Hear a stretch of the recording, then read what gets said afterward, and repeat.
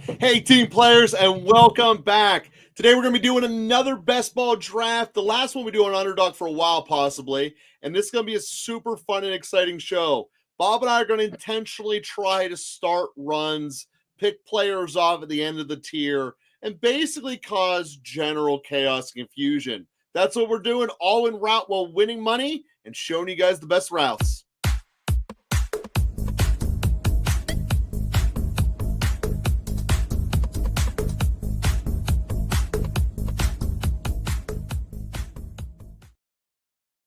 So, Bob, that's the name of the game today. Trying to make some awesomeness happen. Let's make some good decisions, as they say, but also being a little bit chaotic, trying to cause runs, cause people into some panic. And this is going to be an episode that we haven't done this style in a while, but this is going to be really more so focusing on the people around us in the draft, more so than getting caught into some of the players that we like and love. Not to say we're not going to take players that we like and love, but to really try to play the draft more than play the players. No Tyler Warren. And gotta say, Tyler Warren, best tight end out there. Not a chance. We didn't necessarily say that. But if we can cause a tight end run, we're going to do it. I've been filling up because the dollar DraftKings drafts have basically, they're almost capped. Like this first round of dollar best ball drafts is almost capped at the $59,000 or 59,000 player mark, and I'm almost full on my 20 entries, and I've noticed that there's the market's kind of weird on a couple of players. And, last time we saw each other, we did a team that was, talking about divisional correlation. And I think it's easier to do that divisional correlation a little bit later once we know the schedule. So we can get that nice week 15, 16, 17 correlation as well. Particularly week 17 correlation, which is a big thing for Best Ball Mania, which we'll be definitely keeping our eye on for the future there. But some players that have risen up the board a little bit and that I'm not going to be opposed to taking now are definitely some of the New York Giants wide receivers. So we saw this past week that Jameis Winston just signed a 2-year contract. We saw what he did with the Cleveland Browns wide receivers, which were struggling prior to his arrival. Added in there, a low cost potentially a Shadir Sanders as a player to keep your eye on. New York Giants players are climbing a little bit higher on my board than they have been in the past. And I would be contemplating at the very minimum, which I have done in the dollar leagues, which is a little bit different. But I will be contemplating more and more over the next couple of weeks Malik Neighbors over Brian Thomas Jr. One of the reasons for that particularly is that I'm not a huge fan right now of the situation that we have with Trevor Lawrence. I'm not quite sure what the Jaguars are doing to make their team any better. And I'm seeing at the very minimum that the Giants are at least making somewhat of an effort to improve their lineup at a bare minimum. So I think that Malik Neighbors at a prime position, somewhere in that 7 to 11 wide receiver range for me, I think is a player that's climbed up. I would be considering taking him in the same vein as Nico Collins. I think Nico Collins, like we said on the last episode, provides a good amount of value as well. And I'm particularly interested in a guy like Malik Neighbors in the DraftKings draft rooms because it is PPR and not just half PPR. But one of the things about these first round wide receivers, and one of the reasons why I'm kind of positioning myself on these wide receivers over Jahmyr Gibbs, over Saquon Barkley, and over Bijan, if given the chance to take these wide receivers, is the fact that I really do think that as we do more of these drafts, that we're getting a lot of value at running back in the second round, particularly.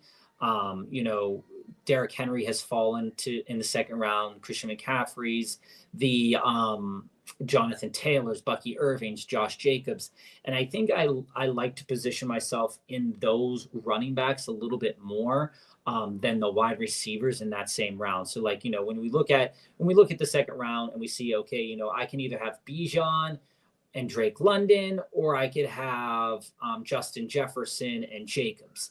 And it feels like there is a greater value in Jefferson potentially. Although I'm not going to say anything against Drake London, but again, we talked about him a couple weeks ago that he's not one of our guys at value right there. No, he's But not. I think though, if you build off that wide receiver in the first round, I mean, granted, it's really going to be hard to pass up on a guy like Bijan. It's really going to be hard to pass up on Gibbs. It's really going to be hard to pass up on Barkley. But when you look at the potential numbers of the running backs in the second round, you look at Bucky potentially could go off for about 12 touchdowns, 1,200 yards total. You could have Josh Jacobs do a similar thing, even higher in the touchdown market, and Jonathan Taylor potentially a little bit higher in the touchdown market, lower in the overall total yards potentially. I just think it's interesting at the very minimum to consider it, especially, and it's also interesting to consider too, when you're thinking about stacking, and we talked about this, I think last week too, when you go into the stack and you think, okay, like where are the potential stacks that can be built? There's reasons to believe that this CeeDee Lamb going in if you can get CeeDee Lamb somewhere in that, 3 through 8 kind of time, like drafts position, that it provides you some interesting value there, because there's a chance that I think it was Daniel Jeremiah in his recent mock for the first round has Matthew Golden, I believe, or Omarion Hampton going to Dallas.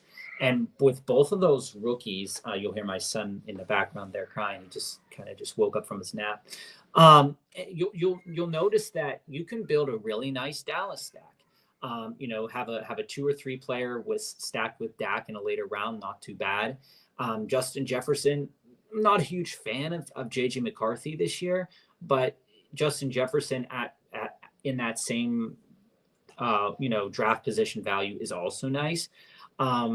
There's just the wide receivers right now for me are just standing out in the first round over those 3 running backs, because the value is so good in the second round running backs. And, you can also then pair that up with a really nice wide receiver in round 3, potentially, in the vein of like a Devontae Adams, a Tyreek Hill. There have been a lot of good wide receivers still available. So you can get a nice 2 wide receiver, 1 running back start. If you don't want to do that, you can just go for the gusto, really. And, if you're in the first, second round there and you're drafting at the top half and you take a Jahmyr Gibbs, Bucky Irving, you basically don't, especially on DraftKings and on Underdog. But if you get those 2 running backs early, you won't have to take another one until very, very, very, very late. Well, round 8, 9, somewhere in there, 10 maybe, and take maybe Caleb Johnson, a couple other rookies. So there is a conversation to be had that even though there is an advantage to taking the wide receiver in the first round, if you take the 2 running backs early, you're not really worrying about too much a little bit later. And another interesting play that I'm super interested in seeing, we're just talking about some things that I've seen on the dollar DraftKings, which is a little bit different than your $10, your $20 kind of people playing it a little bit more close to the chest there. And guys, we had a little technical difficulties with Underdog. We're on DraftKings here with this one. Just to let you guys know that. So one of the pop it up on screen right here. One of the things that I think is really interesting too, Joe, is speaking of Justin Fields. Justin Fields has climbed up the boards a boatload, but a natural kind of stack. I've heard Tyler Warren might be going to the Jets as well. I heard, they might go out and get a tight end, but I think it could be really interesting coming up in the next couple of weeks and even maybe in this draft, to do a 3rd round Breece Hall, stack him with Justin Fields, because Justin Fields doesn't throw the ball downfield a lot. Breece Hall's best asset is catching the ball out of the backfield. And, you don't even have to pair him with Garrett Wilson if you don't like him, but you can get a nice. Dude, you're going to have a hell of a time selling me on Jets. You just are. I agree with you, but you are in the same conversation that you like Justin Fields, and to not build with Justin Fields at least a little bit, and to take him just like naked is, I don't know if it's the best possible move that we could be making, if that is a direction. I'm just saying what I've been noticing. So guys, what we're doing, we had some technical difficulties. We probably will be continuing to have technical difficulties. We're having a big, like, it was with Underdog. So we're fine here on DraftKings. But what we're doing We're is just 7 seconds away from kickoff. we're looking at and just thinking about how players are being tiered by other players, talking about draft capital, talking about runs, talking about ways that you can construct your team to build out correlation and stacks. We were just talking about the potential of a third round Brees Hall, especially where we're sitting. This is kind of the framework where I've seen this. And like I said, in DraftKings, you're getting bonuses for 100-yard games, and you're getting bonuses for 300-yard passing games. So you have to keep that in mind in totality, that is one of the fundamental differences about the scoring here. Plus, this is full PPR. So players that are catching the ball, the full PPR does make a big difference here in DraftKings. Like a Wan'Dale Robinson is definitely super valuable. Jonathan Taylor, a little bit less valuable. Just keeping that in mind. And I noticed we're getting like a spinning wheel of death there at points in time, Joe. So you'll have to keep me up to date on. So on that note, we're going to be a little further ahead as far as who we want to pick. It's weird seeing Saquon not going yet. Just the general vibe there. The general vibe is that when you're drafting in these rooms, this particularly these four players, unless somebody's going out there and going for the gusto and taking a Nico or a Justin Jefferson 1 overall, these four players tend to be those guys, unless somebody's intentionally building another stack of some sort. Barkley, Gibbs, Bijan, all credibly the top three. Yeah, so with DraftKings, does Neighbors become a more worthwhile guy for you? I think so. I think we're going to see Neighbors go before we pick. If I get Neighbors and Genty, I would take that as a home run. There's a real good potential that we could get Neighbors and Genty here.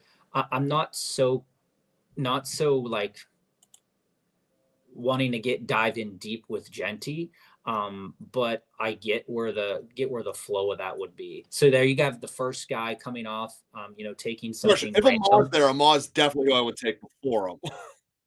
Well, I mean, again, you compare Amon-Ra. See, I don't think Genty. For everybody join us, we're doing a live draft on DraftKings. We were having some technical difficulties with Underdog. DraftKings put out theirs.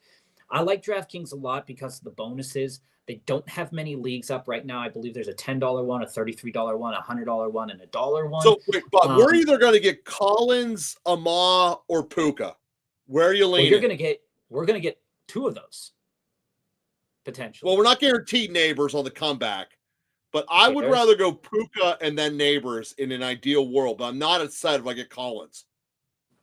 I mean, yeah, there you go. I'm taking Puka.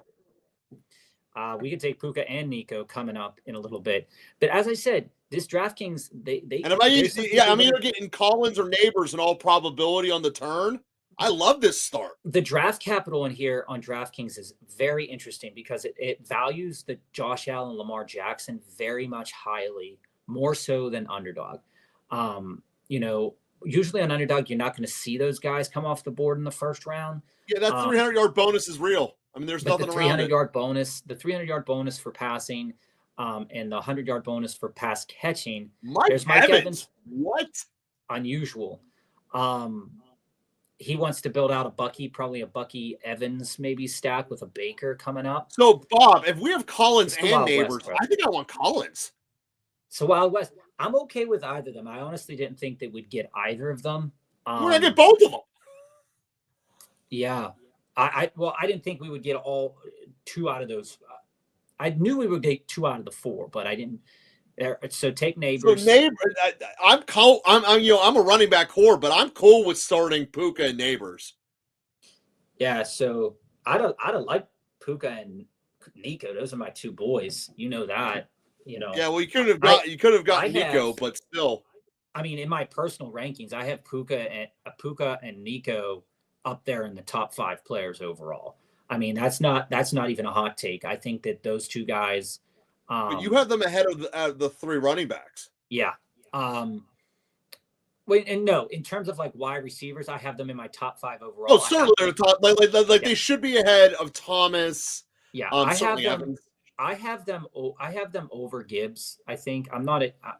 I really like Gibbs, but I'm really curious to see what the loss of Ben Johnson and with the loss of they just lost one of their offensive line guys as well. And that was wild. I mean, the Mike Evans piece, I'm fairly confident that guy wants to build out. That wants to build out a Baker Mayfield stack coming up. And then chose Nico there. So, that's not really an auto drafter guy because they're just, taking some guys who they like.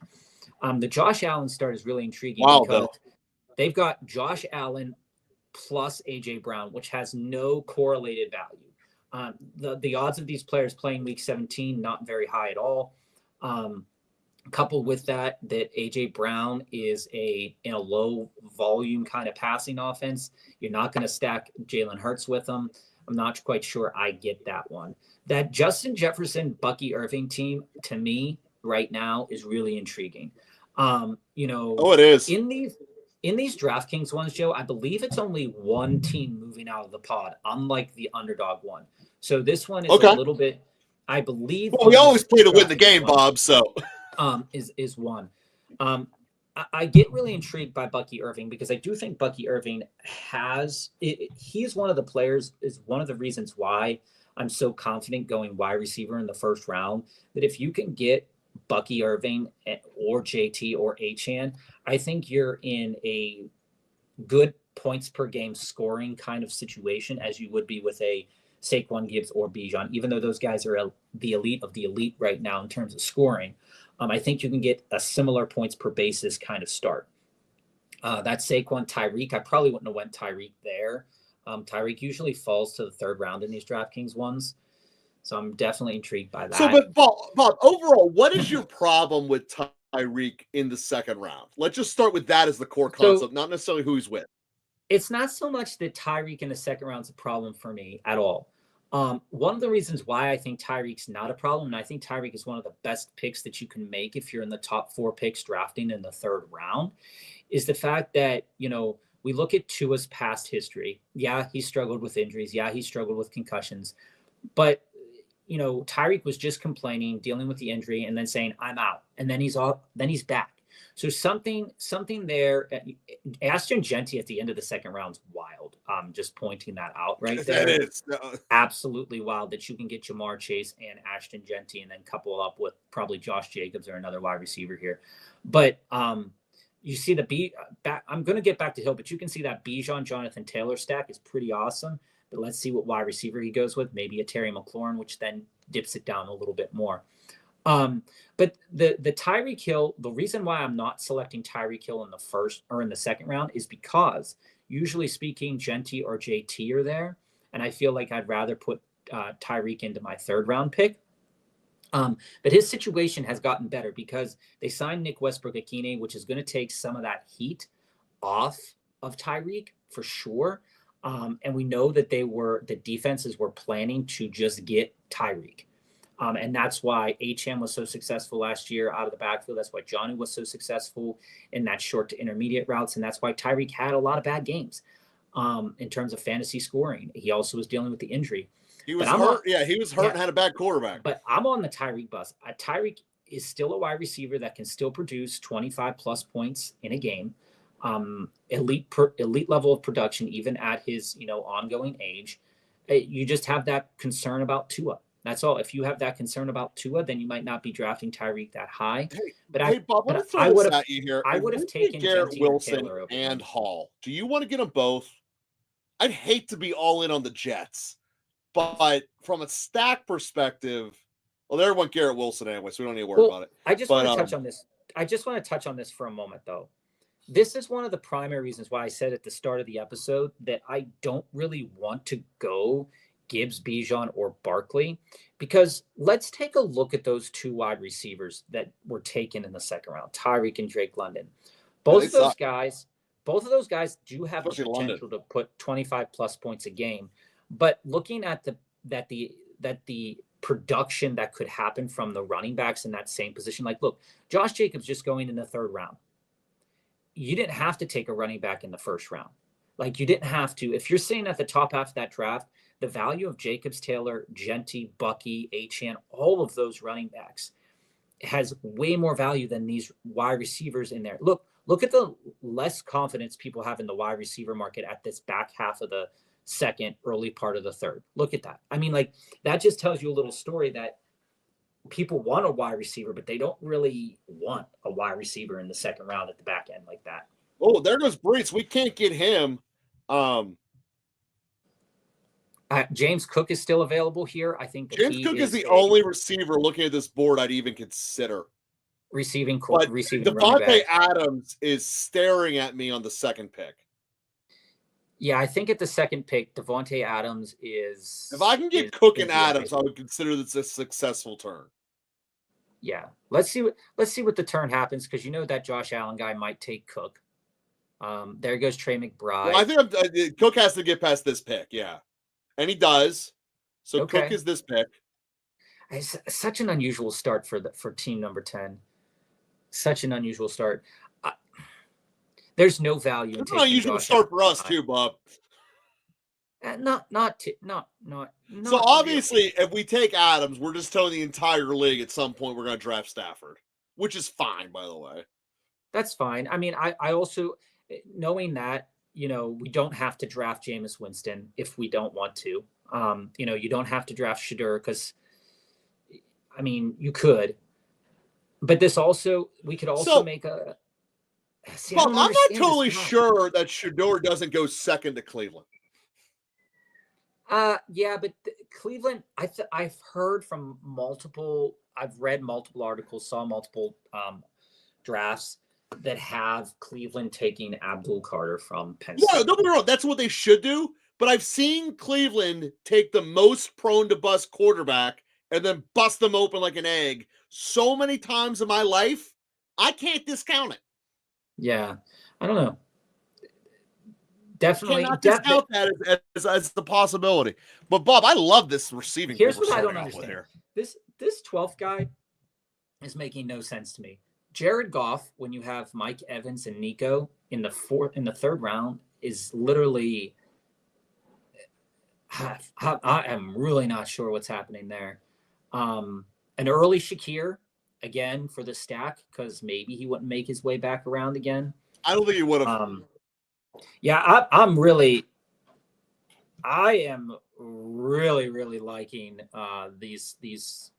the four guys we have here, and it goes to show you too, guys, that we've been talking a lot about. Oh, welcome back, Best Ball on Call, by the way, baby. We've been watch a couple of your stuff. I like your stuff, Best Ball. We've been looking a lot at what happens to teams that draft one-off positions or quarterbacks really high. We've also done that ourselves a couple of times, but never in these first three rounds. And while Josh Allen, Lamar Jackson, and Jane Daniels are head and shoulders above all of the other quarterbacks right now, we still have Jalen Hurts sitting here. Yeah. And I know that what I said about Jalen Hurts. Whoever pulls the trigger on Hurts wins. I mean, it's going to have not wins, but has a tremendous competitive advantage. I mean, this guy in the fourth round here, this next guy with CD there with, again. You don't take Burrow over Hurts. This guy right here has got to be salivating at the bit.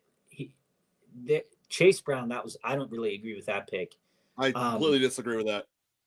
But also here, I think what's happening, you know, you're seeing that guy. What you're also seeing in a lot of drafts happening recently is there are some people that are going to value the stack of Jamar Chase, T. Higgins, Joe Burrow, and they're going to overdraft Joe Burrow.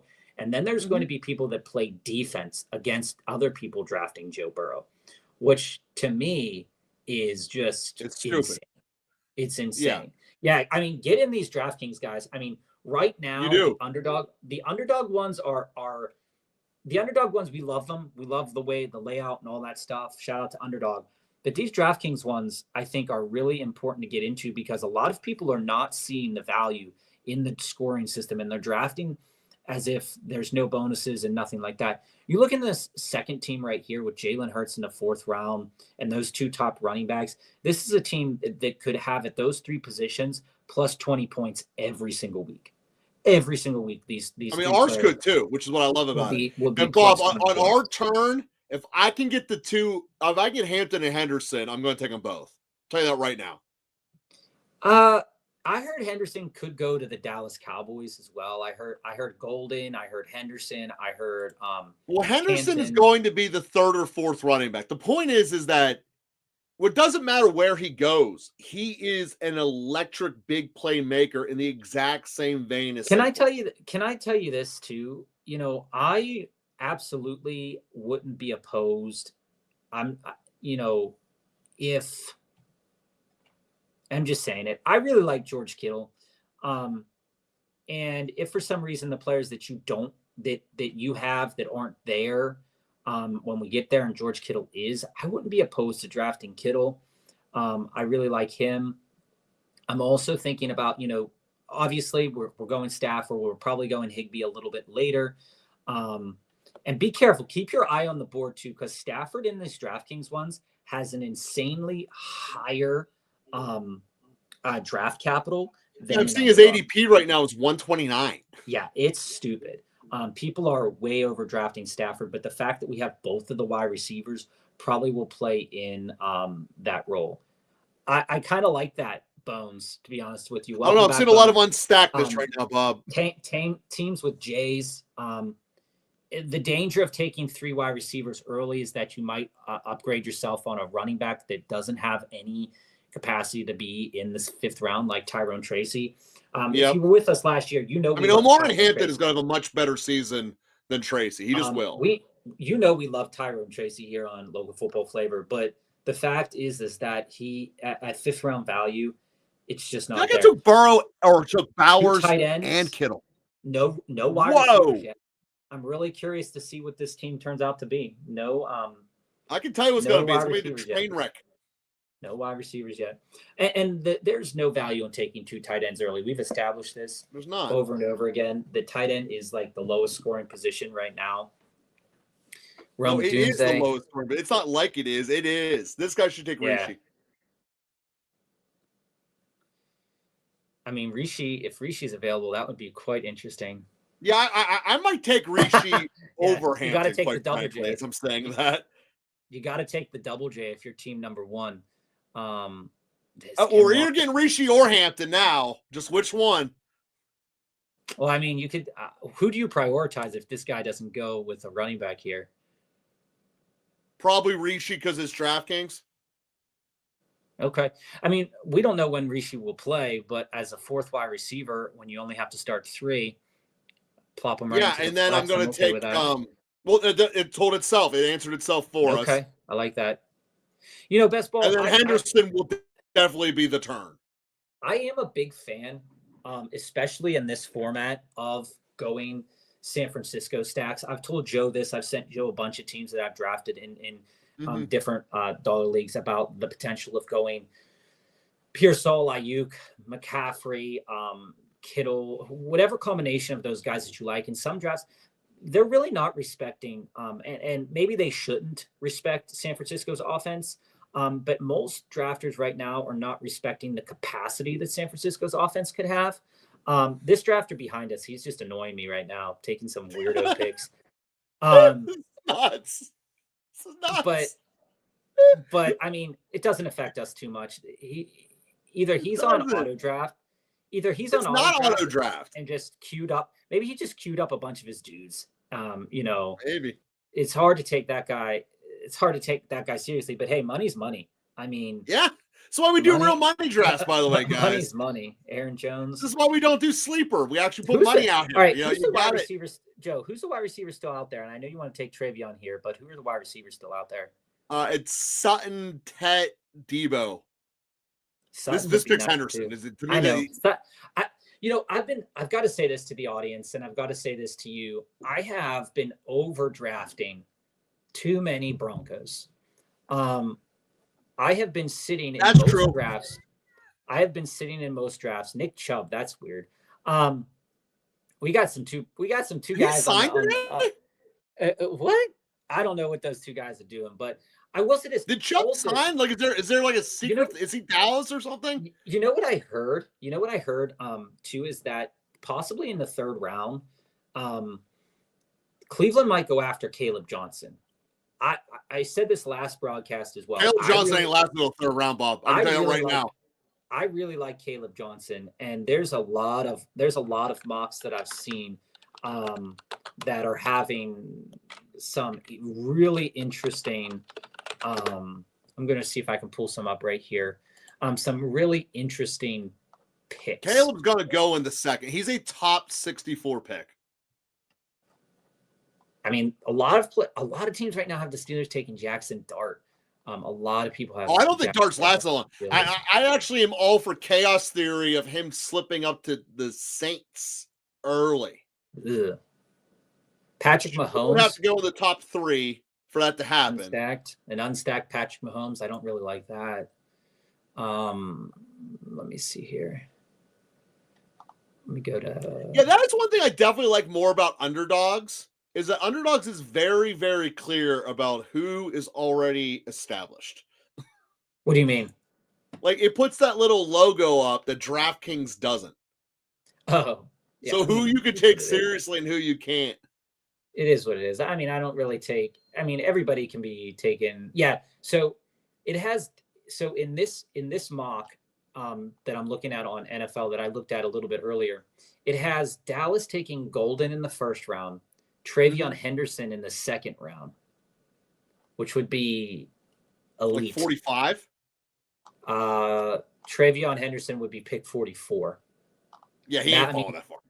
To me, that I think there's a very good chance that he will fall to the second round. Do they have him as running back 4 then? So they have Judkins go before him? No, they have Judkins at pick 55.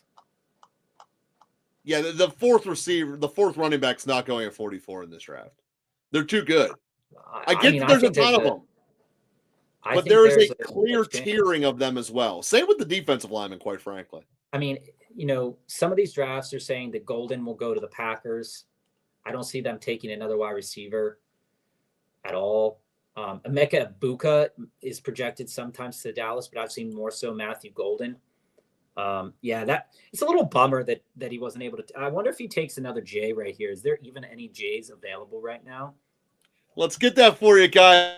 I love the inside baseball you guys are pulling out right now. There's Waddle, there's Addison, there's Judy. Okay. There's Myers and Judkins. That's all the first board. But Addison and Waddle are one off of ADP. I will say this. I'm going to say this right now. If Jerry Judy ends up making his way back to us, I would want to take him. I don't think he'd last back to us. Bus. Oh, Debo, what a wreck. He took Addison though. That's a J. He missed out on his opportunity. Lame. Right, there goes Judy. It's like you're saying people, they're just getting drafted. Well, the ends are now on auto pick. Four's on auto. We've never had this many people just hit auto. Is there like a storm going across the Northeast? Yeah, I mean, it's really windy right here right now too. Maybe people are losing power and we're getting to take advantage of it. What I've noticed though too is that certain teams, once they draft their first 4 rounds, first 5 rounds, 6 rounds, the DraftKings will put them on auto, even if they might have been on auto before. I had one finish that was like 17. I was in like the 16th round, and like 6 teams were on auto. It was wild, and you just got to play the computer at that point in time. But you can get tremendous value still, even when you're playing it. You can. All right. So who are we queuing up here, Joe?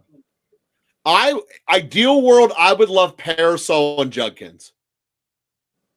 I like Pearsall. I am so big on Parasol, man. Or 5th. What's up, family? How's it going, man? So I want Pickens, Parasol, but I definitely want Judkins in the second.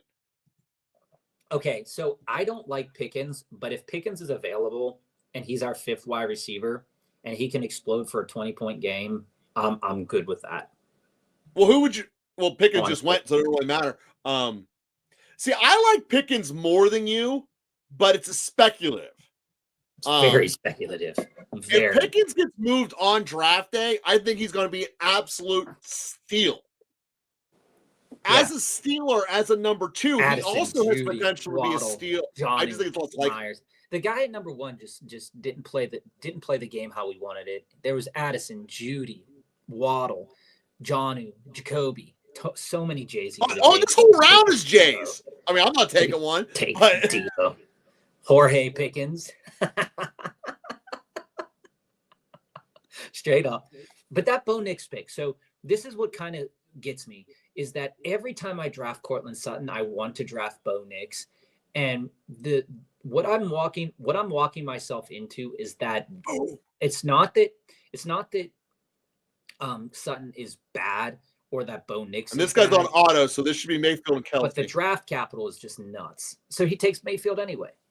I told you he was on auto. Told you it. Well, yeah, no, he is on auto. It says it. But he must have position caps. Maybe.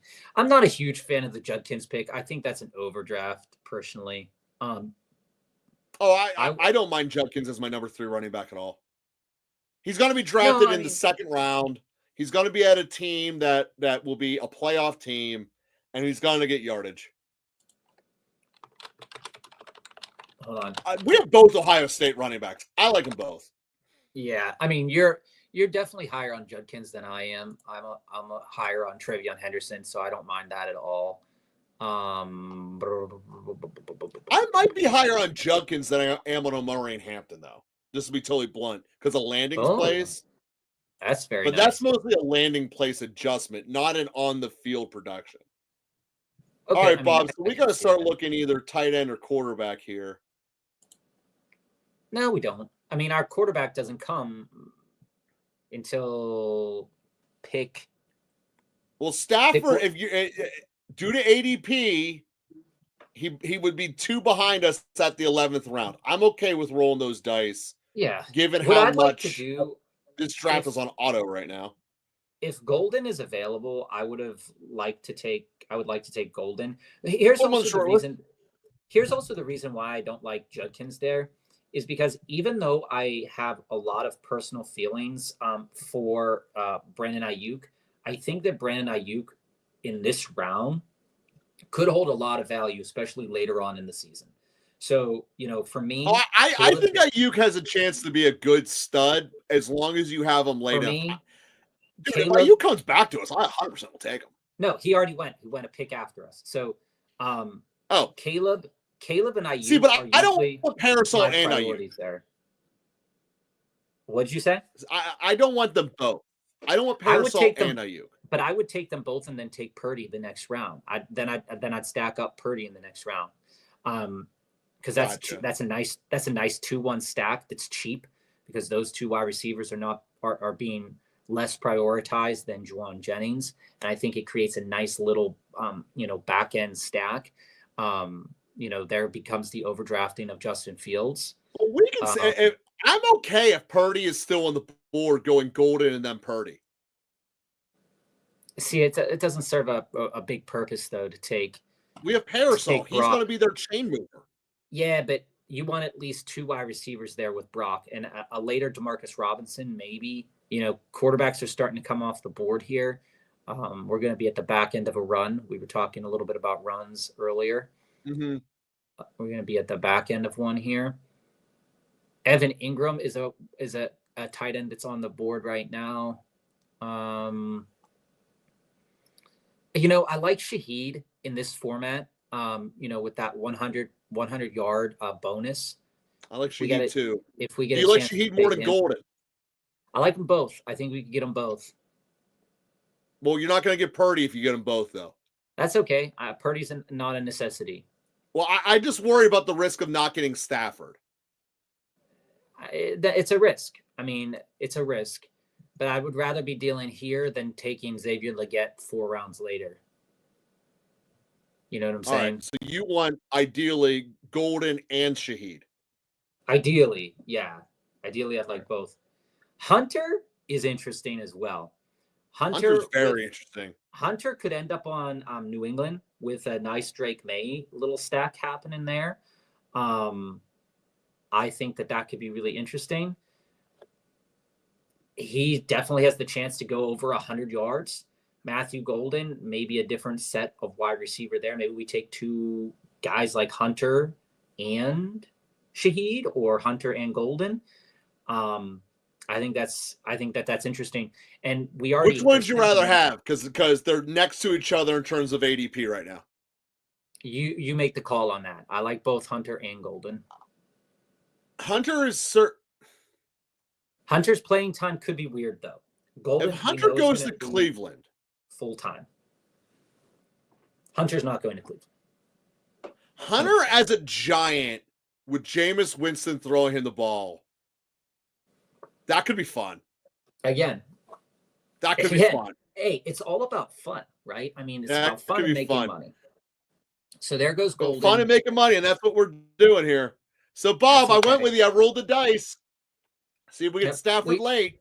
I mean, there was a good chance we weren't going to get both of them, Hunter and Golden. We didn't. Cam Scattaboo keeps climbing up people's boards. I've seen him, potentially being drafted by Denver if Denver misses out on Omarion Hampton or wants to take a tight end, but even though they got Evan Ingram. I think DraftKings has proven to be that there's the quarterback world in DraftKings is really weird and interesting. Like JJ McCarthy that high on a non-auto drafting team is really, really strange. Another unstacked Purdy. There goes Herbie. We might miss out on Stafford. If it happens, it happens. Yeah, we're going to have to go Stafford and Tua. But you look, there's a team already that has 3 quarterbacks behind us. They have Bo, they have Caleb, and they have Herbert. I mean, that's just dumb. It really is. Granted, it might be an auto, but still, if you're going to do these and you're going to want to make money, at least put in your picks. I mean, it doesn't even make any sense. Yeah, putting your order. Yeah, it's just really weird. Now that being said, Bob, we do have 7 receivers, and we clearly fell into doing a tight end backfill, which I am all on the bus with. 7 right now is fine. Because if we take that 7 and don't draft another one until a little bit later, like a DeMarcus Robinson. Oh yeah, we're taking dart throws at the end. We're done with our core. We're done with receiver for a bit. Like I'm good with this turn being 2 quarterbacks, Stafford and another guy. Basically how I'm looking at this.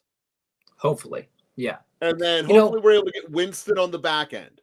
We talked about this, a couple of weeks back when Kirk was on Jacksonville, but I think Kirk on Houston is a game changer in terms of how you'd want to be drafting. Mm-hmm.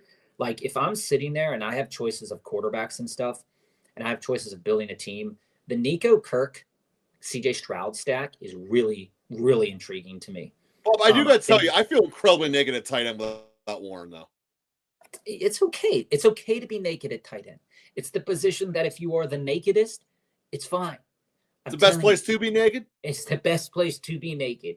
I mean, we have talked about tight end ad nauseum at times, especially Tyler Warren. But look, Tyler Warren is sitting up there at 9-4. And we're sitting here now with a team that, we've never really drafted Travis Hunter in the 9-10 range. He's been hitting at that 9-10 range usually. Yeah. But our We've team never had Shaheed. And by the way, if we're doing this, doing it on DraftKings is a better place to have Shaheed than it is on Underdog for sure. Yeah. And, Derek Carr could be a back end quarterback option for this team as well. There goes Stafford. We missed out on Stafford. Happens. Well, here's our list, Bob. You got Drake May, who I have no desire to be a part of. No. Well, Bob, I think I kind of just want to wait and get Cam Ward on the next turn. Do you want? I'm not sure who I want. Maybe I do. Maybe I do Pitts and Penix. Okay, Penix is not bad. I think Penix, if he's available there, is decent enough. I'm surprised he didn't go. All right, Penix it is. And then if you want still have Kirk. Do Pitts on the comeback? Sure. I mean, he might not be on the team, but sure. That was deflating the balloon. Talk about deflating the balloon. Stafford was so close there. And that guy has unstacked Matt Stafford, which is the most. Yeah, I'd rather have Pitts than any other tight ends on the board. That's fine. Whoa, how the mighty have fallen, by the way. Imagine if he gets his shit together in his 5th year, just like one of the other top guys we always talked about did in the Njoku. Dude. If he gives me an Njoku-esque year with his skill set, he could put up 1,300 yards. I want to touch on the 3 tight ends that just went, but I do want to talk to family here for a minute. I'm not selling Bucky unless that deal is like crazy good, but I definitely wouldn't give Bucky and Derrick Henry for Saquon Barkley. That price is hard pass family. That's a smart idea. I, I wouldn't even feel comfortable offering that to somebody if somebody was like, oh yeah, I'm looking to trade Saquon and I want both Derrick Henry and Bucky. That's insane. That is insane. He doesn't have that much value. But speaking, yeah, Bucky in a second is fine. Bucky in a second is fine for Saquon, but I'd rather keep Bucky at this point in time. But I want to speak to those 3 tight ends that just went off the board. Kincaid, Ferguson, and Pitts are 3 tight ends. Quite frankly, all the tight ends that just went off the board could easily throw up a 0, could easily throw up a 6. These are tight ends that are typically getting, 4 to 6 or like 3 to 6 receptions a game. If they end up going for 40 yards, 50 yards, you're already at the threshold that you want to be at for these tight ends. I think in DraftKings, Underdog, I'm at like 10 points. DraftKings, I'm more at like 12, 13 points for a tight end that I would want to have. Kyle Pitts has potential. I'm not saying I like Kyle Pitts. I'm not saying I'll draft Kyle Pitts again, but having a Penix Kyle Pitts mini stat could be interesting. The only thing that I think that throwing Penix down the board a little bit more is that they re-signed Kirk Cousins, or Kirk Cousins is coming back, which is super unusual. So I'm not quite sure that they're 1,000% still in on Penix.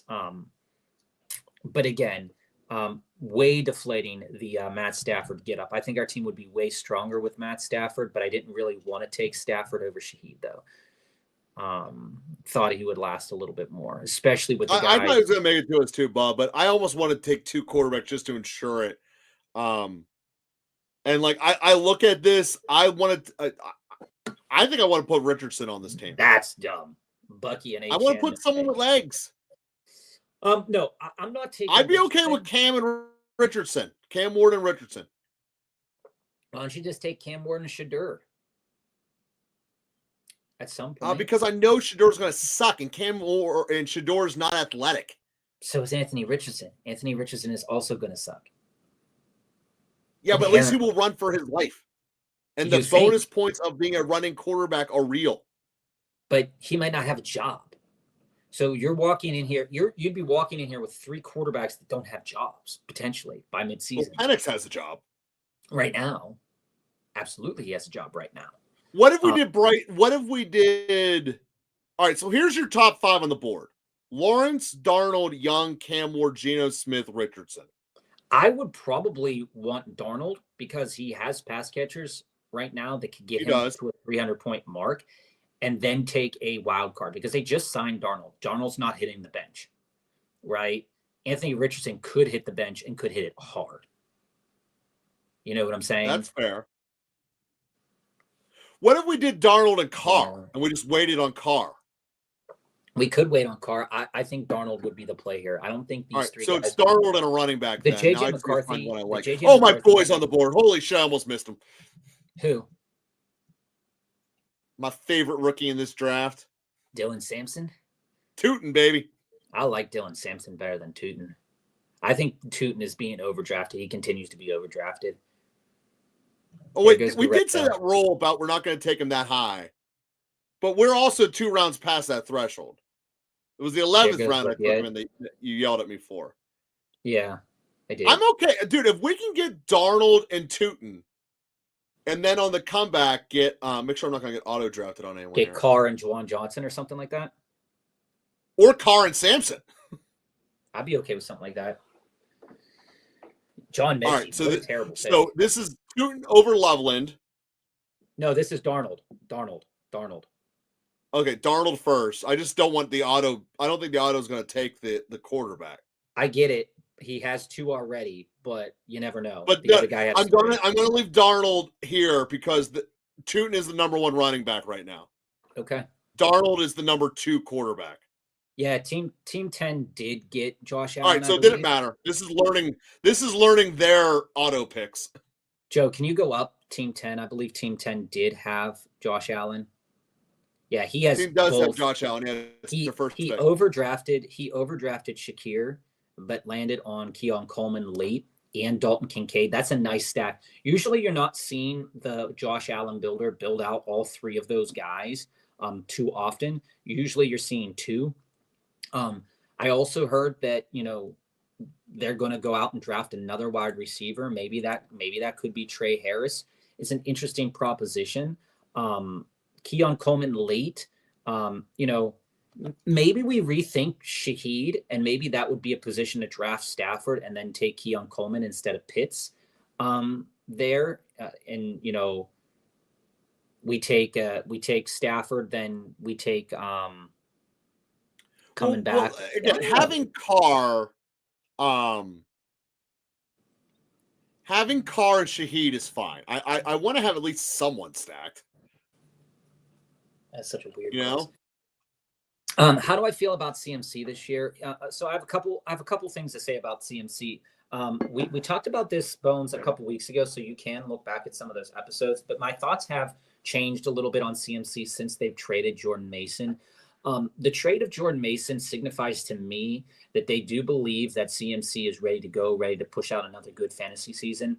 I am willing, though, to take some reservations on that, because when we look at CMC's history of injuries and we look at, what could potentially happen to him this year and what happened to him last year after they said, oh, it's fine. And then all of a sudden he's over in surgery in Germany. So these injuries are hard to come back from. He's still, I don't believe he's hit 30 yet, so he hasn't hit that age threshold. But if I'm in a keeper league and I'm considering keeping CMC, just as family said, if I'm dealing with a pick penalty in the first round, I don't want it. But if CMC isn't going to cost me a pick, and my other choice would be like, Ayuk or something like that, yeah, of course you'd pick CMC. Out of this grouping of players, 3 keepers, no penalty, I'm definitely keeping Bucky Irving. Hands down, no questions asked. Bucky's definitely one of my keepers. I would most likely then also, especially in a non-PPR league, not take McBride or Laporta, considering this non-PPR. I would also consider Devontae Adams, because I do think that Devontae Adams is going to be a real threat for touchdowns here in LA. He's probably not going to hit that yardage bonus points, so you might not want to take Adams. And Drake London is a concern for touchdowns as well. I think he has a chance to ping above 10, but maybe he settles somewhere else. So if we're just looking at the touchdown markets for these players, it would make sense to keep all 3 running backs, because those 3 running backs the ball will move through those offenses, and there will be plenty of touchdowns with the way that these teams are about to move the offenses. Kyron, Bucky, and CMC all have that chance to do that. However, CMC and Kyron are in kind of precarious situations, right? CMC might lose his job due to injury. And Kyron, who knows?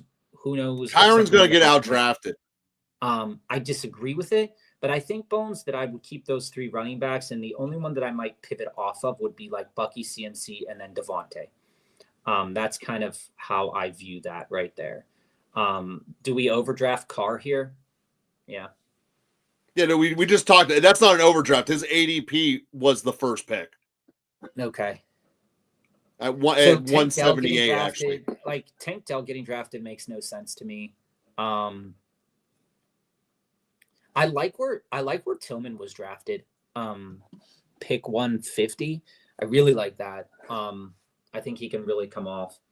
No, Bones, you didn't at all. But I just think that if I'm getting no PPR and I want to prioritize players that are going to have a large volume of their offensive production, right? So Matt Stafford typically only picks 1A, 1B. So whatever wide receivers are there are going to get the attention of Matt Stafford. And Matt Stafford can throw anywhere from 189 yards to 325 yards a game. So if you're thinking about that production and you're thinking that most of that production goes to those 2 top-end wide receivers, then you're thinking that potentially the top-end wide receivers, Whittington's going to be involved there as well. But at the same point in time, you're seeing potentially Devontae Adams getting 6 receptions, 80 yards, and a touchdown. at least 7 out of the 17 games that he's going to play in. Then you look at it from the perspective of Kyren. So if they're moving the ball as well as we think they can, Kyron's going to be an elite level touchdown producer if they're going to give him the ball within the 5-yard line. Are you kidding me? Like, that's going to be insane. He could end up with 15 total touchdowns if he keeps the job, because he's not going to produce a lot of yards unless they give him the rock a bunch of times. Then you look at Bucky.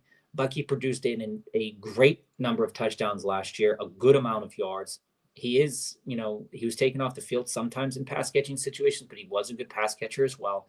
He's going to be on the field more this year. Got to keep him. And then CMC has the potential to put up insane touchdowns as well. So in a non-PPR, Laporta and McBride are out of the question because they were not scoring elite level touchdowns.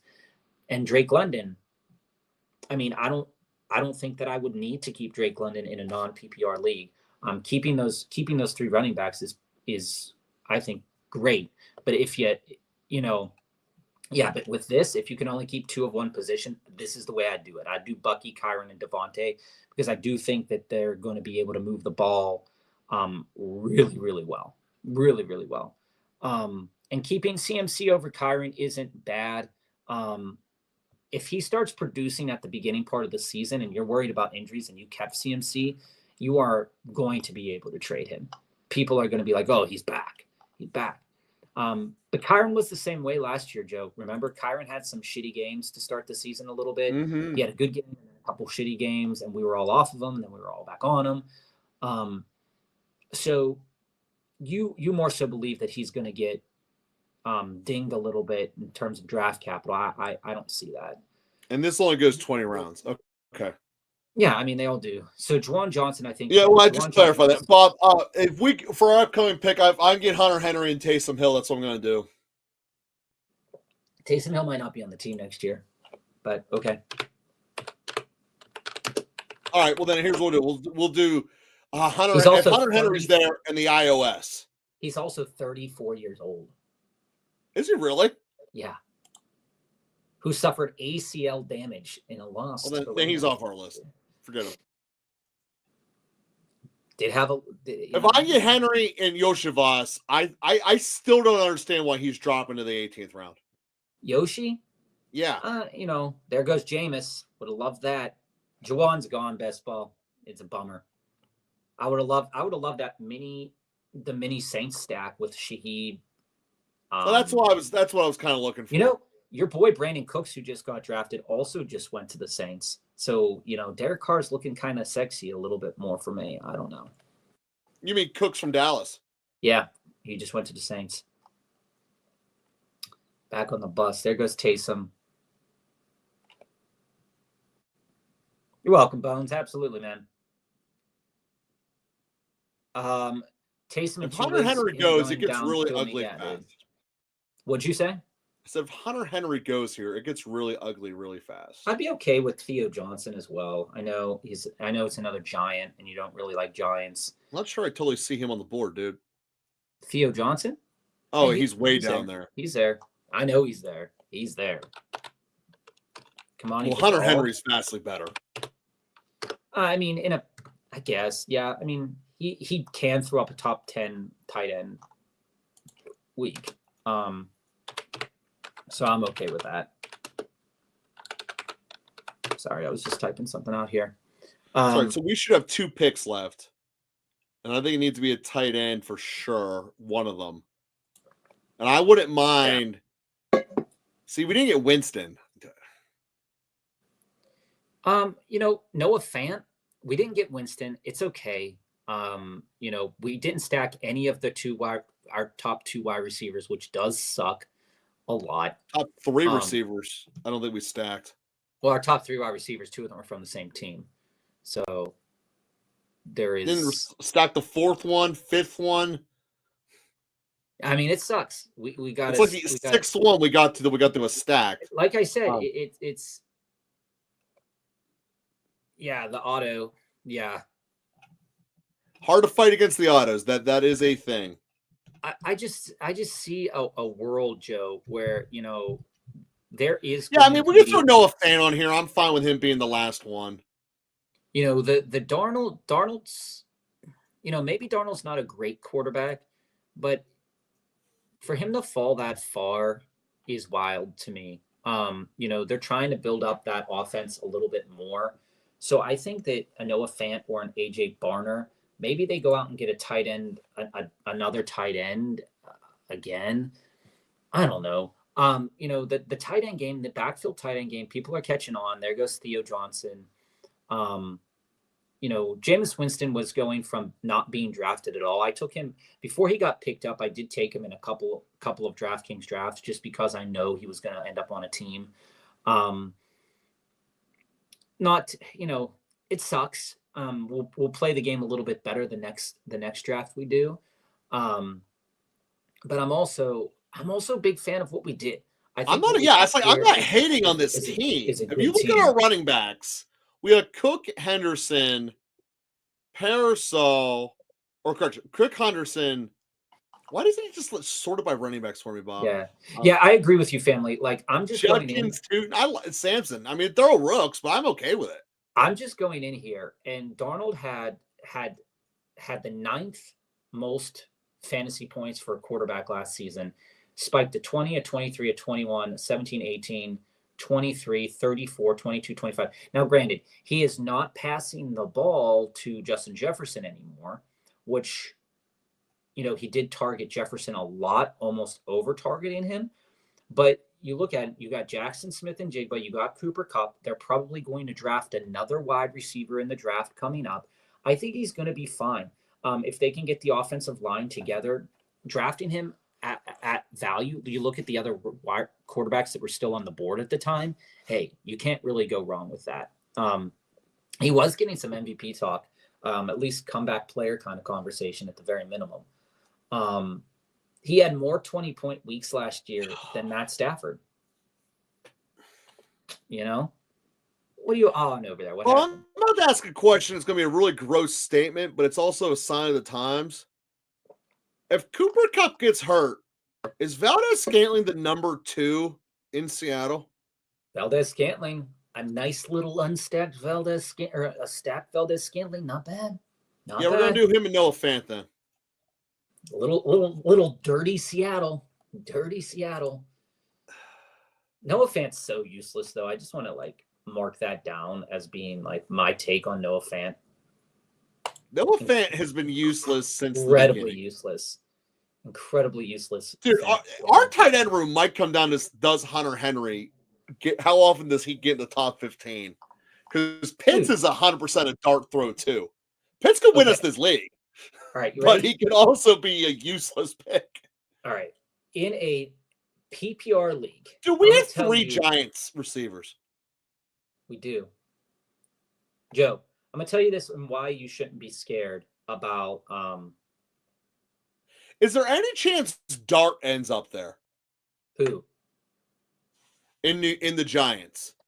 I mean, there's a conversation that could be had. Let me walk through this. Say that they go with Hunter.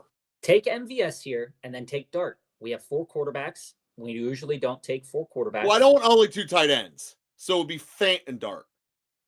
I'd rather have Valdez-Scantling and Dart. I don't know. All right, then we'll just leave Dart on the table. I mean, you look at the tight ends that we do have on our roster right now, Joe. In terms of total points across the whole season in full PPR, they were 12th. Oh, wait, Barner's the one who jumped him. We got to take Barner. Barner might have jumped him. Barner did jump him. Noah Fant was the 26th best tight end in terms of fantasy numbers last year. AJ Barner was 35. So you take that into a conversation. And here's the thing. Darnold was passing the ball to multiple tight ends last year as well. Yeah. So you look this up. TJ Hawkinson, 1, 2, 3, 4, 5, 6, 7, 8, 9, 10 games last year. Averaged 8 an outside receiver in Seattle. Let me finish this thought. So TJ Hawkinson was averaging 8.7 points when he was playing last year.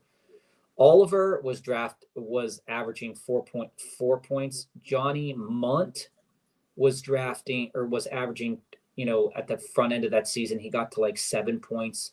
He had a game of 10 points. So they were playing super tight end roulette up in there in Minnesota. But I mean, there's a conversation that can be had that taking a late AJ Barner or Noah Fant is actually not too bad, considering that the pass catchers that they have. Let me just say, they're going to draft a wide receiver. Seattle is going to draft a wide receiver. Maybe it's Tet, maybe it's Igbuka, maybe it's somebody like that. It's going to be a big one. I think it's going to be. They go early. It's going to be Tet. But I can tell you this though, that like the amount of times that Darnold was targeting Jefferson so far down the field is insane.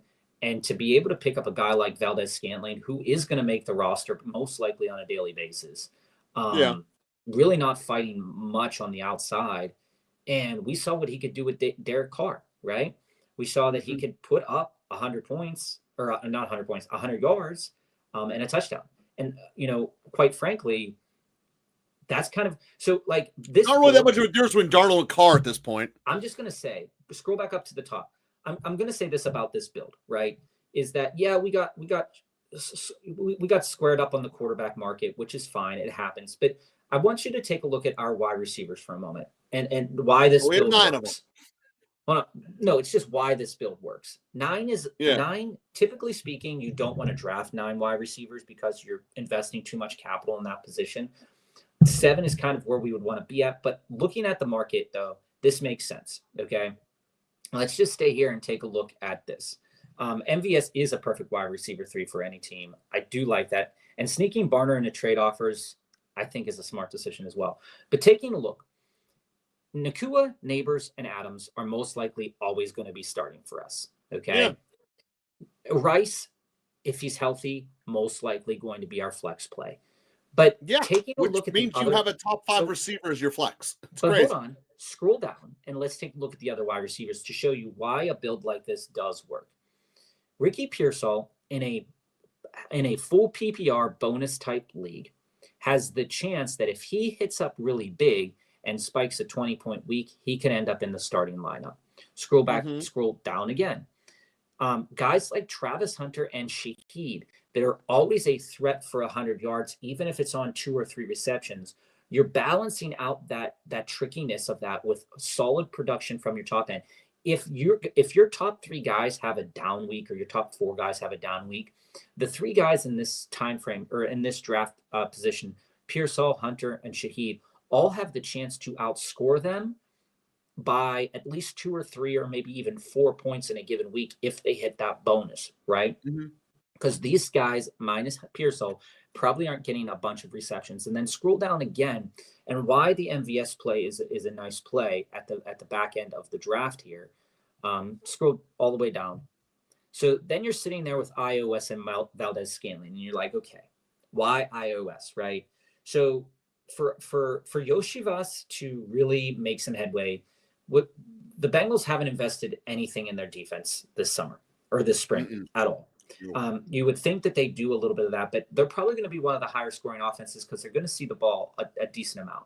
So what we're looking for by drafting iOS is that we're hoping that he has like a 2 touchdown game with 4 receptions and whatnot. He's probably not going to outscore a natural progression into your second year. I mean, I think he is prime. He's 1 injury away from being a 20 or a 20-point guy. And Valdez-Scantling, for that matter as well, is that if Valdez-Scantling shows up in a game, the chance that he outscores a Devontae or a Puka probably not going to be super high. But if he does do it, it's going to be one of those fluky games like he had last year for 30-plus points, which is going to lead all wide receivers in a given week. So playing the game, as you might say, in this capacity, it makes a lot of sense. You look at our quarterbacks now, like go up and quarterbacks are the weak spot of this roster.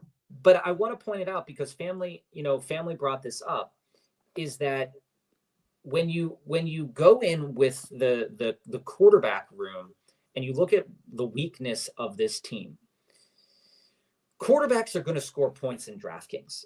Okay. That's true. So you look at it from a standpoint and you say, okay, on average, the 11th best quarterback in the league scored on average. It was Patrick Mahomes in terms of a fantasy production of 18.3 points. Okay. You come down and you go to the 21st best quarterback, which was Kirk Cousins, 13.7 points.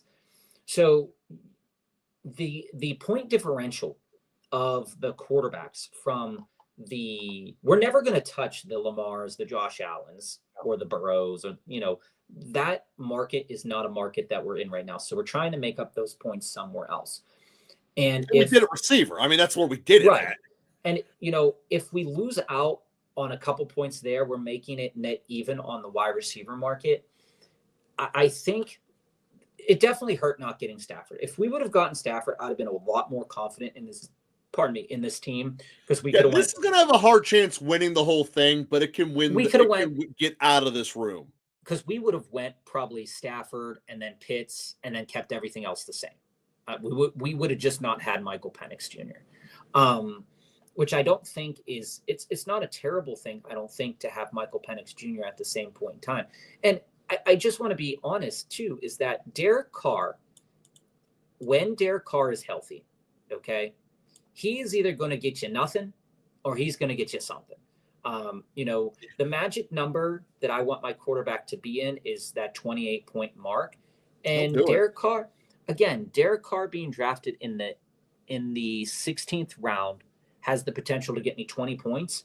No other player in the 16th round is going to get me 20 points. So, the fact of the matter is that we have 3 options at quarterback that can ping you 22 points. So you're net missing out not too much in terms of that quarterback mark. I don't think it's a bad strategy. I don't think it's a strategy. All of our running backs are explosive. They all have a chance of being the touchdown 18 points a week guy. This build, you can go look at the history of builds and what has been successful in DraftKings, and there is a diminishing return on taking 9 wide receivers. I think the number. It would be better to have 6 running backs and 8 receivers. Yeah, I think that the diminishing returns is definitely one that you want to. Yeah, so we'll just take a look here. But what I like about this build in particular, guys, is that because our running backs are all rookies, we're going to get that spread across the season, because there's a very real chance, as much as I love Hampton and Sampson, is that they don't be the day one starter and they end up getting in because of injury. Mm-hmm. Because they're all rookies, with the exception of Cook, the likelihood of them being on the same team is very low. So, yeah, we're kind of root for chaos, but what's the one thing we learned last year? There's always chaos. Yeah, there is always chaos, baby. So hold on, I wanna bring this up because so this comes from fantasypoints.com. For any of you that don't go on fantasypoints.com, it's a great collection of experts, data suite, all that stuff. Really good information on here. From an overall construction standpoint, the majority of your teams on DraftKings will look like this. You have a 3-6-8-3. A 2-6-9-3, 3-5-9-3, which I believe is ours, something like that. 3-6. We are 3-5-9-3, yeah. Yeah, 3-5-9-3, which gives you a really good chance to really hit the mark. Because again, what I'm prioritizing in DraftKings over Underdog. The number one thing you got to take away from what Bob said, not to shit on your point. No, go ahead. There was none of them ended in a 4. None of them ended in a 4. Don't go big on tight ends. Yeah, the advance rate for tight ends, again, from the same article, is that you want 3. Mm-hmm. And that's it. And it kind of doesn't matter who they are. And it doesn't really, granted, they could be injured, but again, if you drafted Jonnu last year after all of the talk that we had about Njoku and stuff. You're getting Jonnu in the 16th round. If you drafted John, again, it's not going to happen every year. I mean, it's likely that a guy like Brenton Strange or Gesicki or Juwan or Tyler Higbee are going to have a chance to make it on any given week. But back to the point I wanted to make is that when you walk into this draft, I think what's really important, because 100-yard running backs, 100-yard wide receivers will get a 3-point bonus, plus the 3-point bonus to quarterbacks that can throw for over 300 yards. There's a reason why Josh Allen and a reason why Jalen Hurts and a reason why Jaden Daniels are drafted at high, because that could potentially be an extra 6 points, especially the Josh Allen. So that pick kind of makes sense. When you look at a guy though, like when you look at a guy in terms of the tight end market, I want to get back to the point here, but Kyler Granson is an interesting selection as well. If they don't decide to draft a tight end, we were drafting a lot of Mo Alley Cox last year, not just because the name's great, but the fact that he was supposed to be the receiving tight end and that never happened. Kyler Granson again could be Indianapolis. But what I was saying though is that I'm prioritizing players more so in DraftKings than on Underdog that have the potential to go for over 100 yards, right? Sure. I'm not looking necessarily at certain players in DraftKings, because if they never, like, when I say this, Joe, it's more so along the lines of, we talked about it earlier in the episode, where volume is king. So go back up to the top of the board and you look at the first 3 wide receivers that we take. The first 3 wide receivers that we took are dominating. And again, why A.J. Brown is a pretty good selection, but I don't know if it was a good selection with Josh Allen, dominating the target share of their team. Malik Neighbors and Puka Nacua dominate the target share of their team. Devontae Adams, we know that Stafford stacks it up with these 2 wide receivers a lot. What we don't know yet, though, is Terry McLaurin. Terry McLaurin is probably not going to dominate the target share of his team. He's not going to become a target guy overnight. Marvin Harrison Jr., interesting, right? In terms of this format, again, I wouldn't take him as my second wide receiver. Shakir is rough. Shakir's never going to get over 100 yards, but he is going to dominate probably in that possession kind of time frame.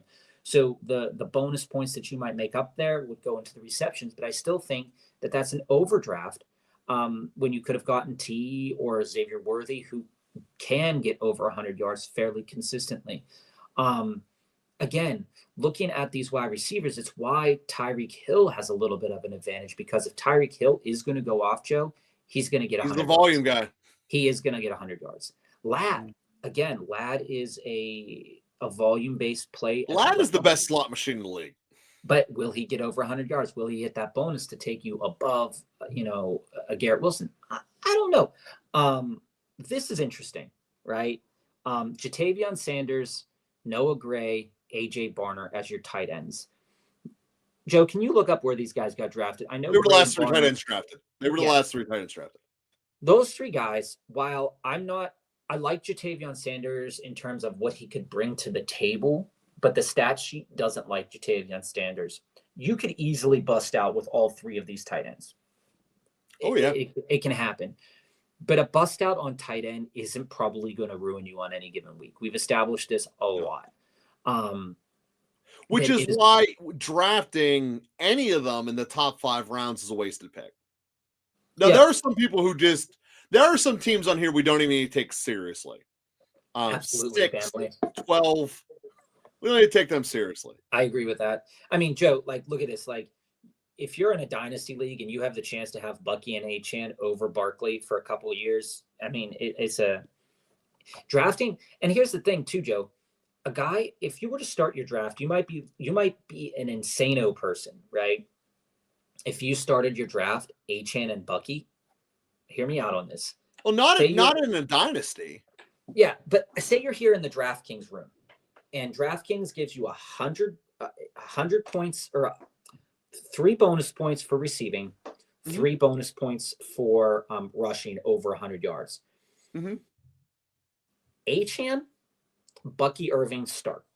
I'm just going to throw that out there. If you're sitting here in the 10 hole, that's a good starting spot. And Achane, Bucky Irving start, 2 young guys with elite potential in the league. Coming back down, then you hammer wide receivers. You don't even look at the Kamaras. You don't even look at the Hamptons. You don't even look at the Walkers, the Connors, and you hammer wide receiver. Oh yeah, there's only one in that 3rd and 4th round. If you go from the end of the 8-chain pick, or gosh, the end of the Genty pick, with the exception of Cook and Jacobs, the next 10 running backs are probably failures. But I'll tell you this, Kyron, Hall, Kamar. For the same reason that I told you that I don't like to start running back here, like if you're sitting at the back end and you're like, oh, I really want to get my running backs out of the way early, which is a potential strategy. It's not recommended. Which I love doing. If we need James Cook in the 3rd round, I would hate this team. But ready? Listen to this. We could have went. We went with our wide receivers because that's what our plan was here. But you could have went Achane Bucky, right? Cook it up in the 3rd round. You take Devontae, and then you take Worthy. You come back around in the next round, you take Rashee Rice. You still have 3 wide receivers there that could really cook. So yeah, but this build is better than that. Oh, that's I agree with you. It's better. I agree with that statement. But I'm saying if you were risk averse in terms of the running back market and you wanted to take 2 running backs early, like we have done in the past, I think the 2 running backs that I'd take at that turn there over Genty would be Bucky and Achane, because those two guys are going looking at the first 7 rounds here and knowing what it was for those who watch with us. Obviously, we're biased towards ourselves. Who won this draft? Because I'm putting a really strong feeling that our number 1 competitor is the 2nd team. Looking at this overall, that's the team I worry about. Well, the one in the 2 hole. Okay, so if you look at it from just like a points basis here, is that the reason Bijan Taylor can give you 100 every week. They can. The reason Cook is not as likely to give you 100, but he's more likely to give you multiple touchdown games. Yeah. So he's going to really cook in that market. I think in terms of the running back, thanks, RM, appreciate it. I think in terms of the running back that I think we have a solid potential for late game season, because these rookies are explosive. The rookies we have are explosive guys, and the potential will be seen a little bit towards the back end of the season. So we have to hope that we're carried a little bit on the front end. But I think team number 2 is really good. I'd only be concerned team number 2 with the guys like Devontae and Judy. Like I said, I like Judy, but not as my 4. I like him as a we certainly have better receiver. The question is going to come down to the gap between Hurts and who our quarterbacks are. Yeah. And at the end of the day, they're doing a thing right now that might prevent the tush push. How much value does Jalen Hurts lose without the tush push? I'm not sure he's a top 5 quarterback without it. A bunch. I mean, you go back. So just going in the quarterbacks right now. Right now, Team 7 is nice. Let me give a look at Team 7 here. So last year, Jalen Hurts averaged. Team 7 is nice. That's a good call. I like ours more because they don't have a second running back. Oh, Jalen Warren is sneaky. It's hard to convince me. I think it's hard to convince me a Stevenson-led roster's good. They're the guys who took Stafford off of us. Yeah, I think they have a really shitty second half of the draft, guys. But they're sneaky early. I'll give you King 7 sneaky early. But I will say, so Joe, if you eliminate the tush push, if you absolutely eliminate the tush push, Jalen Hurts last year was averaging the 6th most points of any fantasy quarterback, 21 points on a full game season. He missed 2 games. So I think that, you could walk yourself into a discussion where like, okay, that's really, really good. But then you come down here and you say, okay, how much of those points came from rushing touchdowns as opposed to passing touchdowns? So he's not a quarterback that usually hits 300 yards passing. If he does, it's against a really putrid defense and he's throwing the ball 30 plus times a game. With the tush push, he is averaging a little over like 10 rushes per game when you take everything into account. But the touchdown market, he had 9 touchdowns rushing and 630 yards. So, guys, we said something incorrectly earlier. It's the top 2 teams advance out of this portal. Okay, I thought for the one that I did, it was 1, but that's nice though. But looking at Hurts though, Joe, again, over a full season, he had 18 passing touchdowns, 5 interceptions. That puts him in the conversation of a CJ Stroud value, okay? Mm-hmm. Which puts you down into the 11th round if they don't allow the tush push. If they do, then he still has those 9 rushing touchdowns, which gets you into the conversation of being a number 1 running back. So the idea behind Jalen Hurts here and why Jalen Hurts in the 4th round is incredible value is the fact that as long as those touchdowns are on the market, and this team is going to keep moving the ball. So if they were to deny the tush push for any one reason or another, I think that Jalen Hurts' value would plummet. But again, not too far, probably like 2 rounds or so. If I had Josh Allen and Jalen Hurts, I would totally be dealing Jalen Hurts over Josh Allen, because Josh Allen could regularly put you over 300 yards passing every single week. If you could get Burrow, I would also like Burrow a lot. But this team 1-6, I think, is the worst team personally. Well, the worst team that drafted, not on auto draft. But you look at it and go in 3 onesie positions in the first 5 rounds is insane. No, it's horrible. Absolutely insane. You're cooked right there when your top two wide receivers are Sutton and Myers. Typically speaking, those guys are not going to get you over 100 yards on a given week. The touchdowns are probably going to be there for those 2 players, but I think also, Joe, in DraftKings here, I think I like Jacoby Myers a decent amount, just because, Geno does throw the ball an excessive amount, even though he's not completing a lot. So I think maybe, the next time we do a DraftKings draft, I think seeing how we can build a Jacoby Geno Smith could be interesting, especially if Jacoby would be like our 4th or 5th wide receiver. I would like that a lot. I also like where Tet is being drafted in here. I don't know if you saw that. 6th round Tet is pretty nice. I'm not sure about that. Tet's fallen, and I'm not sure. I think Tet's ultimate ceiling in terms of actual NFL comps is Hopkins. Now, don't get me wrong, Hopkins had a good career, but Hopkins is touchdown dependent. And I think that's exactly what Tet's going to be. So, Allie, our stance on both T and DK. DK is one of our favorite wide receivers in like the 4th, 5th round, but if he's already on your team, he's still one of our favorite wide receivers.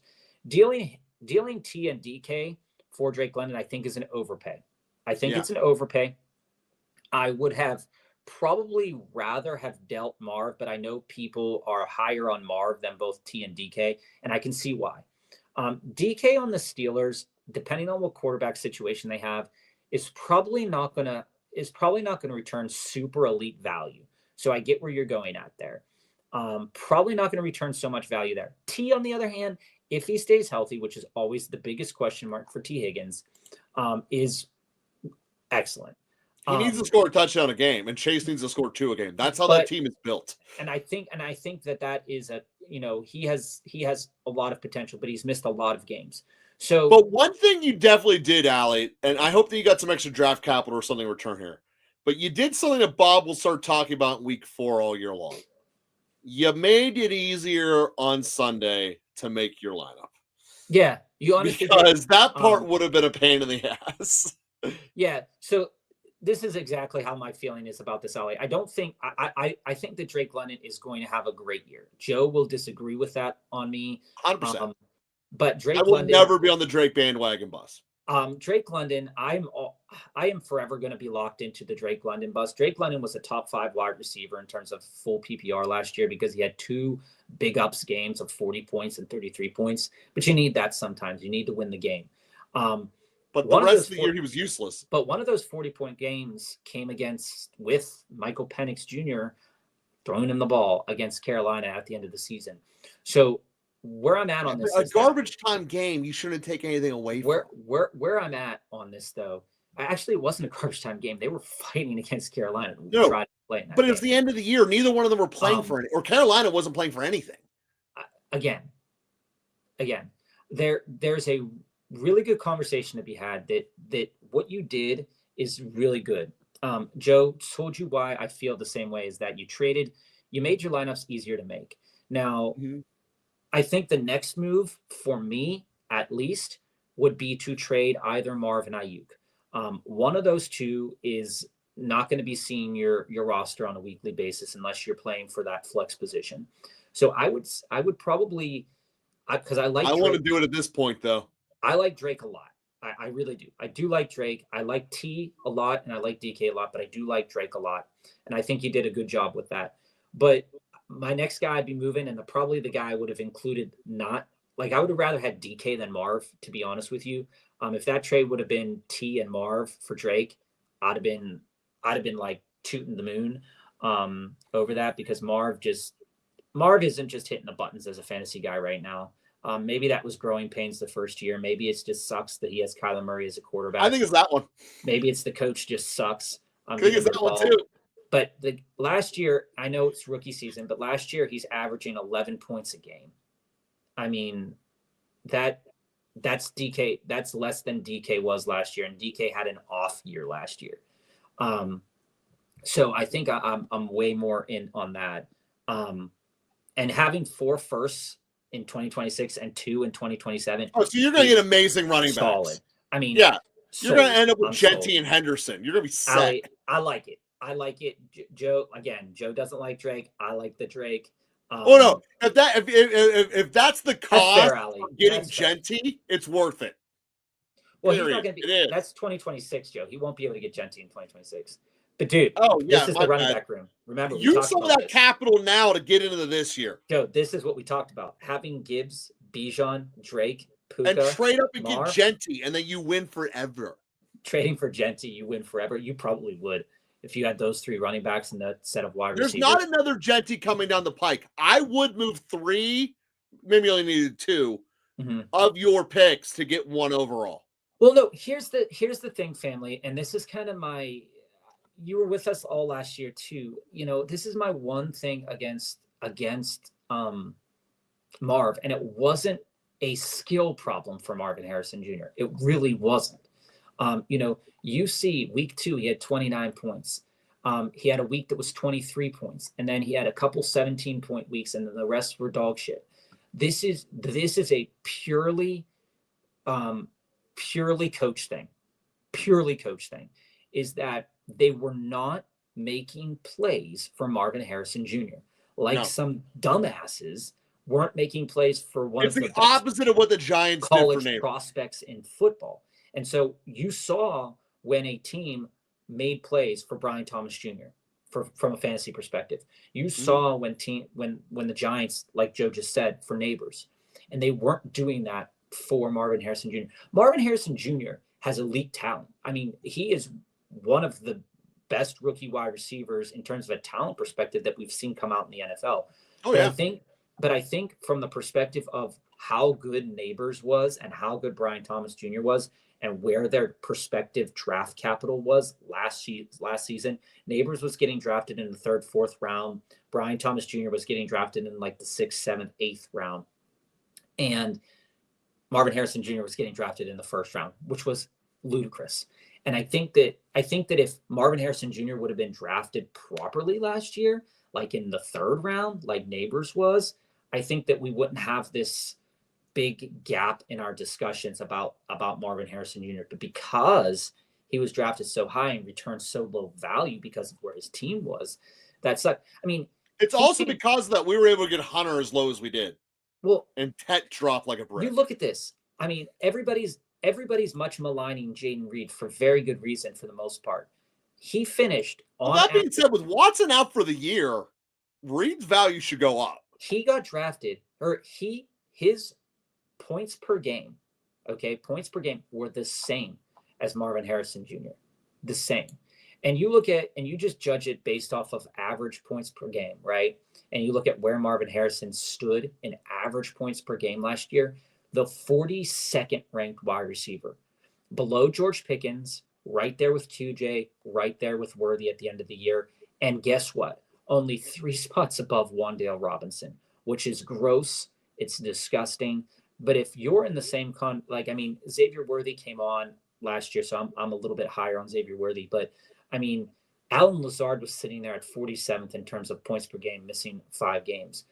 So again, Marvin Harrison is a great player, and having him as a favorite player, I love that, because he has to do better. He has to do better, but that's just based off of his coaches. And if I can trade this year or next year's threes, like if I could trade next year 3 of next year's picks to go out and get Genty, like you said, Joe, this year, I'm doing it. Doing it. Allie, you will win forever. Winning forever. Gibbs, Saquon, and Genty, you're set. Yeah, and I also think I'm not going to write it out of the question mark for you, Ali, that if you have the chance to go out and get Matthew Golden in this year's draft, I'd even do that. I wouldn't do 3 picks for him, but I would try. You probably get him with your current first-round pick. Yeah, I would. If I were you, I'd add in Matthew Golden, because I'm, like I said, I think Ayuk is going to be a nice end-of-the-year play for sure. But I think we're going to be walking into the same conversation we walked in every week last week is, do I start Marvin Harrison Jr. or do I start Brandon Ayuk? Do I start Marvin Harrison Jr. or do I start Brandon Ayuk? It's going to be Harrison. It's going to be Harrison. You can't take him out of your lineup. As I said last year, once he's in your lineup, even if he's playing like the dog shit of dog shits, you still have to keep him in your lineup because he gives you the best kind of there's from a talent perspective. But if the coach could just get his act together down there, and Kyler Murray could just get his act together down there. See, I still think it's more of a Murray problem. Maybe they go out, Joe, and maybe they get another wide receiver in this year's draft as well to help out, because again, Michael Wilson is not it. Maybe they go out and they sign Kirk Cousins like they should. Well, I think Kirk just went back to Atlanta. So, I mean, he said no. The no to 3 first. The guy has cojones. The guy has cojones. I will say that. I again, Allie, though, but moving one of your ones to go up and get Henderson, or 2 ones from next year to get Henderson this year, puts you in a very similar place. Ali, where's Henderson might not be as spicy as Genty. Ali, but a question for you, man. Henderson with Bijan and Genty is, do not trade Bijan for Genty. Do not trade Bijan for Genty. No. What's your current tight end situation? And family, feel free to cover your ears. But when I look at your team, it's solid. Solid. Tight ends are too volatile. Dude, do not invest in a tight end. Don't. No, I'm saying unless you're getting Warren. You have McBride. Okay. Yeah, you're done. That tracks. Tyler Warren would be an interesting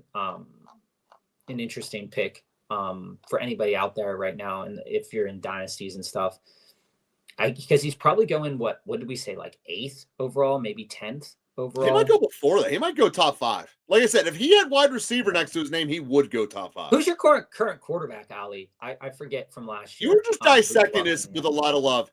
Guys, I'm going to let you guys just have some one-on-one with Bob time. You guys really want that anyway.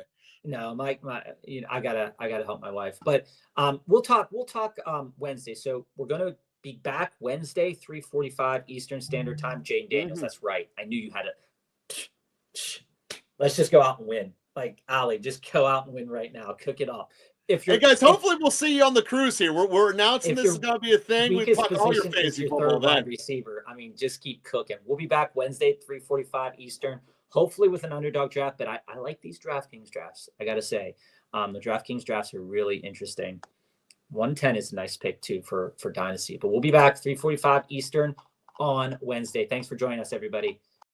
Fantasy football fans unite. On July 29th, we're going to be hosting a fantasy football cruise. There's going to be an array of fantasy experts discussing every team in the NFL. Who are their favorite players? Who's the best sleepers? Who are the landmines? A best ball draft so you can dominate your league.